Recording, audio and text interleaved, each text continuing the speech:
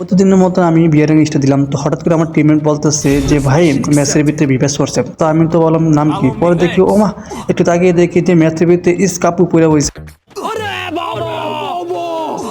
তো এটা দেখার পরে তো মানে আমি কি কমু নিজেও মানে ম্যাচটা কি হতে চাচ্ছে আপনারা অবশ্যই জানেন।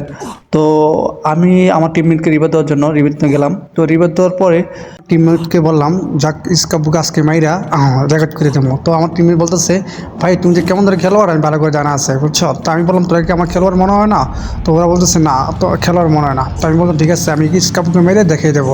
তো যেই বাবা সেই কাজটা আমি ইসকাপুকে মারার জন্য দৌড়তেছি। হঠাৎ করে সামনে দেখি একটা স্কট, ওরা আমাদের সামনে আসতেছে। তো আমি কী করলাম একটু ফাইট নেওয়ার জন্য গেলাম। তো ফাইট নিতেছি, হঠাৎ করে আমাকে মানে ওয়াল পালাইছে, ওয়ালের ভিতরে তো টস করে আমাকে মেরে দিল।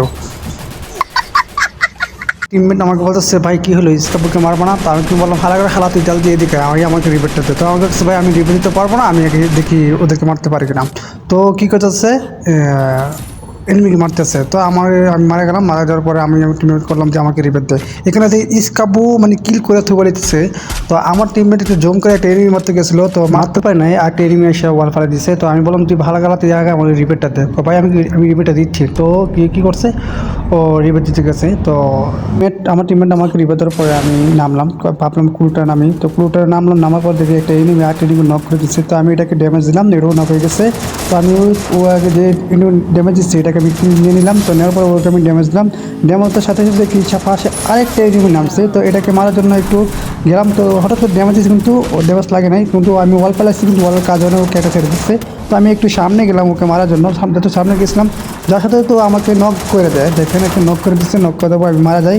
তো আমি আমার টিমমেটকে বললাম আমাকে আর রিভার দেওয়ার দরকার নেই, তোমরা একটা কাজ করো তোমরা খেলো। তো ঠিক আছে। তো এখানে দেখি আমার একটা টিমের নেট নাই, ও নেট চলে গেছিলো। হঠাৎ করে একটা বাইকে এনিমি বাইরে দিয়ে শেষ করে দিচ্ছে। ইসকাপু অনেকগুলো কিল করছে। তো আমার টিম বলতেছে ভাইয়া আমি কি পারবো ইসকাপুকে মারতে? আমি বললাম চেষ্টা করে দেখ, পারতে পারস, কারণ তো হাল ছাড়বি না। তো বলছে ঠিক আছে। তো নিচে নামার পরে তো এখান থেকে একটু লোড করে নিচ্ছে, কারণ দুইটাই সমসম গান, অন্য কোনো গান নাই।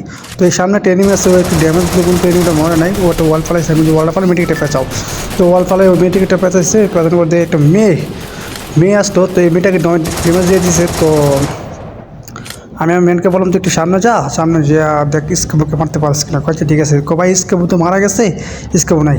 মানে আমার এক টিমে বলছে ভাই ইসকাবুকে আবার নামাইছে ও জম্পুসারে, কারণ ওদের তো আবার জম্পুসার থাকে, তাই জম্পুসারের কোনো সমস্যা হয় না। তো ইসকাবু মারার নামছে, নামার পরে আমার টিমমেটকে বললাম তুই একটু সামনে সামনে দেখ পিছিয়ে ঘুরে যায় এনিমি মারতে পারছিস কিনা। তো এখানে সামনে একটা এনিমি ছিল, তো ভাই একটা ড্যামেজ তারপর সামনে যাচ্ছে। তো ড্যামেজ দিয়েছে, ড্যামেজ পর এনিমিটা ওয়াল পালাইছে। তো ও সামনে গেছে, এই সুযোগে সামনে যাওয়ার সাথে সাথে দেখে পিছন দিতে দেখে আরও একটা বিপদে পড়ছে। এখানে আরও অনেকগুলো এনিমি।